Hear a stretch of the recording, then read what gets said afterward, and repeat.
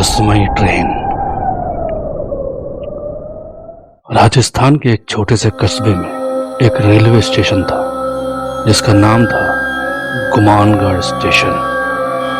यह स्टेशन शहर से दूर वीरान जगह पर स्थित था।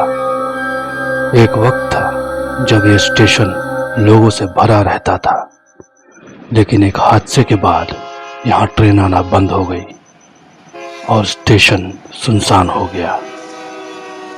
अब ये स्टेशन सिर्फ एक खंडर बनकर रह गया था, जहां जंगली पौधों ने कब्जा कर लिया था और प्लेटफॉर्म पर घास उगाई थी।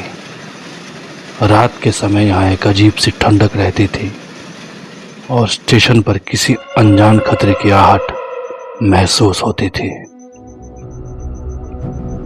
गांव के लोग मानते थे कि स्टेशन पर रात में कुछ अजीब घटनाएं होती हैं। लोग बताते थे कि यहाँ की पटरी से रात में एक रहस्यमयी ट्रेन गुजरती है, जिसमें से किसी औरत की चीख सुनाई देती है, पर कोई उसे देख नहीं पाता। स्टेशन के पास से गुजरने वाले लोग कहते थे उन्हें अक्सर कोई ट्रेन की सीटी की आवाज सुनाई देती है, लेकिन वहां कोई ट्रेन नहीं होती। उस कस्बे में एक रेलवे गार्ड था जिसका नाम था रघु। रघु की उम्र लगभग 40 साल थी और वो रेलवे विभाग से रिटायर हो चुका था, लेकिन उसे अपनी नौकरी से बहुत लगाव था और वो अब भी गुमानगढ़ स्टेशन पर जाने से खुद को रोक नहीं पाता था। लोगों की कहानियों पर उसे यकीन नहीं था।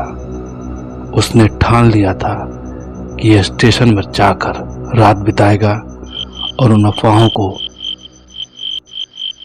गलत साबित करेगा। रात के 10 बजे का वक्त था। रघु अपने साथ एक टॉर्च, थर्मस में चाय और एक पुरानी डायरी लेकर स्टेशन पहुंचा। स्टेशन की पुरानी इमारत से समय के साथ छूटती प्लास्टर की परतें हवा में उड़ रही थी। प्लेटफॉर्म के एक कोने में एक पुराना बेंच था जिस पर रघु बैठ गया। आसमान में बादल घने थे और हवा ठंडी थी। रात के करीब 12 बज रहे थे। रघु ने अपना टॉर्च जलाकर चारों ओर देखा। पूरा स्टेशन खामोश था, सिर्फ हवा की सरसराहट सुनाई दे रही थी। तभी उसे लगा कि उसने पटरी पर कुछ सुना है। वो अपनी जगह से खड़ा हुआ और टॉर्च की रोशनी पटरी पर डाली, लेकिन वहां कोई नहीं था।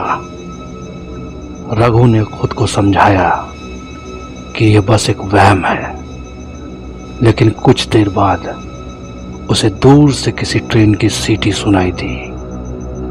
उसने ध्यान दिया। सीटी की आवाज अब करीब आती गई। उसे विश्वास नहीं हो रहा था, क्योंकि स्टेशन पर पिछले कई सालों से कोई ट्रेन नहीं आई थी। अचानक उसने देखा कि प्लेटफॉर्म के सामने एक धुंधली ट्रेन की छवि दिखाई दे रही है। ट्रेन की बोगियां पुरानी थी और खिड़कियों में से धुंधली रोशनी झलक रही थी।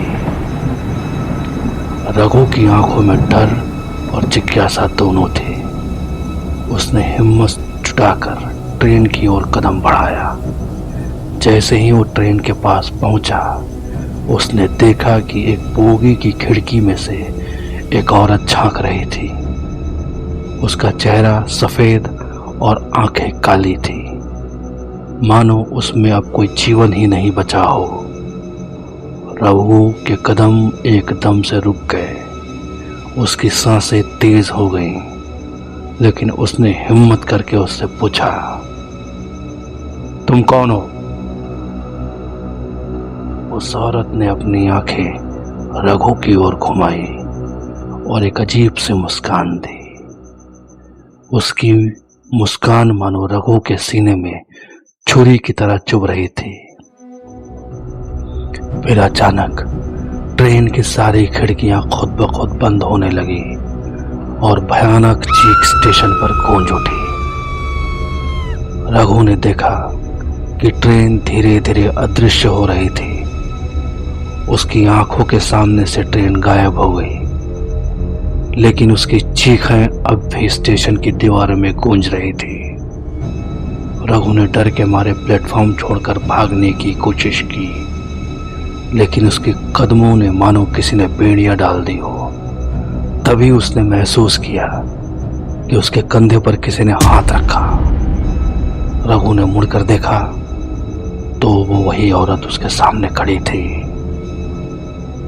उसके बाल बिखरे हुए थे और उसका चेहरा चलने के निशान से भरा था।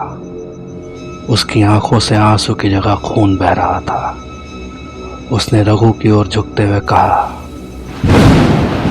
तुम्हें भी मेरी तरह इस स्टेशन पर हमेशा रहना होगा। और अचानक रघु की चीख रात के सन्नाटे में खो गई। अगली सुबह जब गांव के लोग रघु को ढूंढते हुए स्टेशन पहुंचे तो उन्होंने देखा रघु प्लेटफॉर्म के कोने में बेहोश पड़ा है। उसकी आंखें खुली थी, लेकिन उसमें कोई जीवन नहीं बचा था। उसके चेहरे पर एक डरावनी मुस्कान थी और उसकी नब्ज बंद हो चुकी थी। उसके हाथ में एक पुरानी डायरी थी, जिसमें आखिरी पन्ने पर सिर्फ एक वाक्य लिखा था, यहां से कोई वापस नहीं जाता। उसके बाद से गुमानगढ़ स्टेशन की कहानियां और भी डरावनी हो गई। लोग मानते हैं कि रघु की आत्मा अब उसी स्टेशन पर भटकती है और जो भी उस जगह जाता है वो उसकी चीखें सुन सकता है। गुमानगढ़ स्टेशन अब भी वहीं खड़ा है, लेकिन कोई उसकी ओर रुख नहीं करता। कहते हैं अगर रात में किसी ने वहां जाने की हिम्मत की तो वह खुद को उस रहस्यमयी ट्रेन के सामने पाता है और उसकी आत्मा भी उसी तरह भटकने को मजबूर हो जाती है।